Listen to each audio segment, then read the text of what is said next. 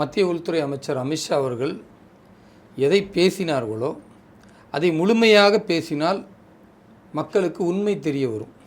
ஆனால் இங்கே பேசுகிறவங்க எல்லாமே பாதியை பேசிட்டு மீதியை பேசாமல் விடுறாங்க. இப்போது இங்கே சாப்பாடு போடப்படும் அப்படின்றது ஒரு முழுமையான வரி. நடுவில் அந்த பேப்பர் கிழிஞ்சிருச்சுன்னு வச்சுக்கோங்க, அதை இணைத்து படிக்கணும். இங்கே இப்பாடு டப்படுன்னு படித்தான்னு வச்சுக்கோங்க, அவனை நம்ம என்ன சொல்லுவோம்? என்னடா முட்டாள்தனமாக இருக்குது, எல்லாத்தையும் இணைத்து முழுமையாக படிக்க வேண்டியதை ஏன் இப்படி பிரித்து படிக்கிறாங்க அப்படின்னு சொல்லுவோம். அது மாதிரி உள்துறை அமைச்சர் அமித்ஷா அவர்கள் எதை சொன்னாரோ அதை முழுமையாக இவர்கள் பேசாமல் அதில் பாதியை மட்டும் சொல்கிறாங்க. அம்பேத்கர் அம்பேத்கர் அம்பேத்கர் என்று சொல்வது உங்களுக்கு ஃபேஷனாக போயிடுச்சு.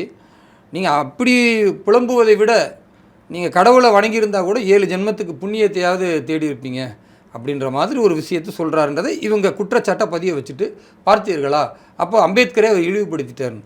அதுக்கு பின்னால் என்ன சொன்னார்னா, இப்படி புலம்பக்கூடிய இன்றைக்கு அம்பேத்கரை ஒரு ஃபேஷன் மாதிரி நீங்கள் எடுத்துகிட்டு சுற்றக்கூடிய இதே காங்கிரஸ் தான் 2 முறை பாபா சாஹேப் அம்பேத்கரை தோற்கடித்தவர்கள் நீங்கள்.